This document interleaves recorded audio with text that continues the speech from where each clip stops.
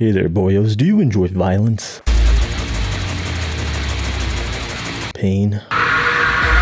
Thrill of living life on the razor's edge? I think it's time for Jack to let her rip. How about cute anime waifus?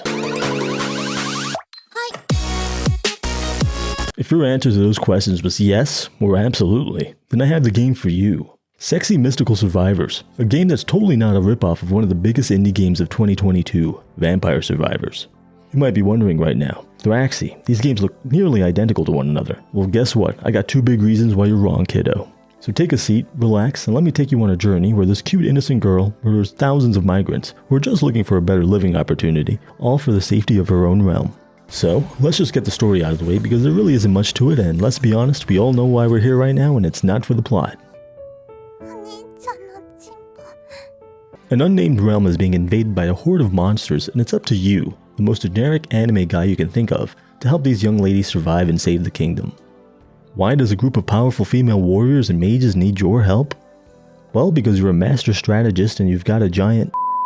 That's literally the whole story. That's all you're gonna get. You start the game off with two characters to pick from. Bellatrix, a sword-wielding champion with giant honkers, and Camilla, a master archer who also has big, You're starting to get the point of what the game is about, right? There are 7 other ladies that are locked and we'll need to complete some tasks along the way to unlock them. And don't worry, it's well worth your time.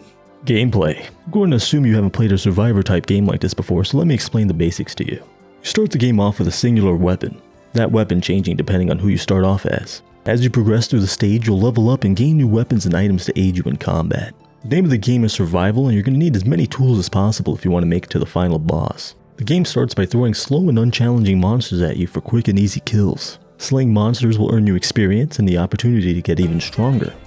But as the game progresses, your opponents get stronger just like you are, with new enemy types appearing with an even higher frequency and deadlier abilities. It takes 30 whole minutes for the final boss to spawn, so it's going to take some quick thinking and resource management if you want to make it that long. And it's tough. This game kicked my ass when I first started, but I didn't give up and I stuck with it, and it made me hard. It turned me into a hardened killer. There's a whole range of weapons and items at your disposal that'll help you survive, like giant hammers, magic arrows, Knowledge, beams of fire, and cheese. Each girl also has a unique ability at their disposal which can help you get out of sticky situations or provide you with powerful buffs. Your biggest enemy in the game though isn't the monsters, it's trying to stand 30 minutes of this visual overload without developing some sort of visual disability.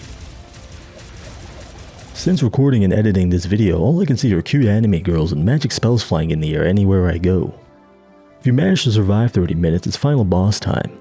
All 3 stages in the game have their own end boss, a giant plant thing, a dragon, and a lich. Pretty generic stuff, but each fight is unique, and compared to Vampire Survivors, I like that there's a final test of your skills before the stage ends. I never liked that Vampire Survivor stages just end after 30 minutes. It's a little underwhelming. gotcha, bitch. If you manage to beat the final boss, you win and you get an end screen showing your stats like damage dealt and total kills. Nice. What's this? I helped Sophia survive and I have to go see her for a reward. I wonder what this could be. Well, let's see what we got here.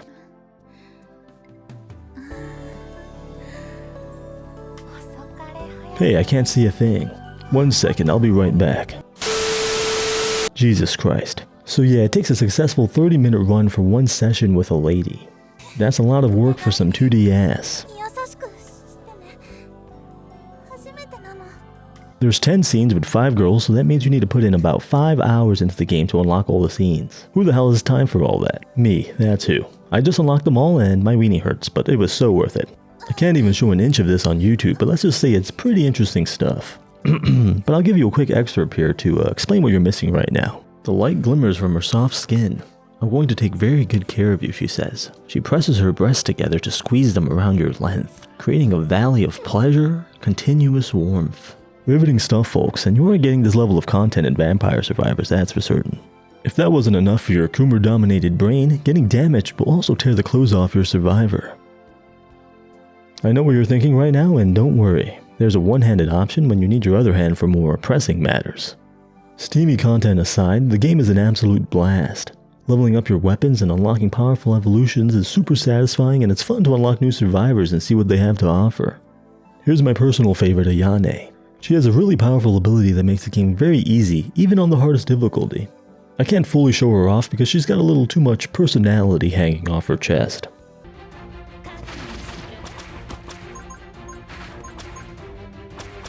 This game is so sick. If you're having trouble finishing stages and unlocking those sweet scenes, my best advice would be to get good. The game can be played with one hand, so if you can't figure it out, I don't know what to tell you. There is a game reviewer mode if you just want a cheap win, but that gets boring pretty quickly. I really don't have anything bad to say about the game. As I was listing out the pros and cons for the video, I had a really easy time listing out the good things about the game, and a pretty hard time finding some negatives. Is Sexy Mystic Survivors a perfect game? Well, not really. I do have some small grievances. First off, the music is incredibly uninspiring. You know what? After recording this video, I think I changed my mind on the music. It's not that bad.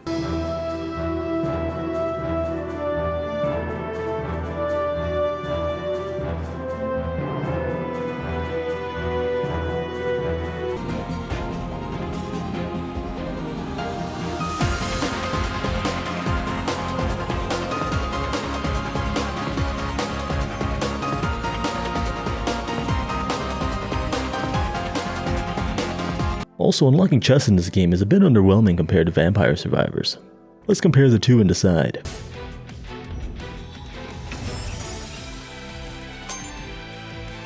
Okay, and let's see Vampire Survivors chest.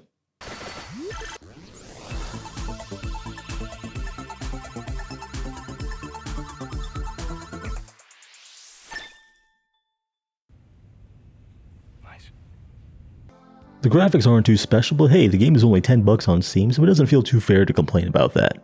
The game is nearly twice as expensive as Vampire Survivors, and that's the real issue. Vampire Survivors certainly has more content, but this game has a little bit more meat on the bones if you catch my drift. Hey, we both know why we're here, and it's not for the deep weapon system or the next-gen graphics. Again, I really like this game, and for about $10 I got almost 20 hours of fun from it. Unlike the other couple games I've reviewed, this game is done and isn't in early access. But the devs said they might add more special scenes into the game if it sells well enough, so hey, maybe, maybe... Hey, I still plan on playing this game after the videos, so help a brother out, alright? So that's Sexy Mystic Survivors for you. If you're looking for something fun and easy to pick up for a very reasonable price, you can't go wrong with this game. And as always, if you enjoyed the video, check out my other stuff and maybe subscribe if you like what you see.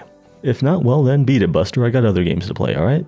Get the fuck out! I'm currently playing Subverse and some other games I might make some videos on, so come back later for more visual diarrhea delivered straight into your eyeballs. That's the video, friends. Until next time.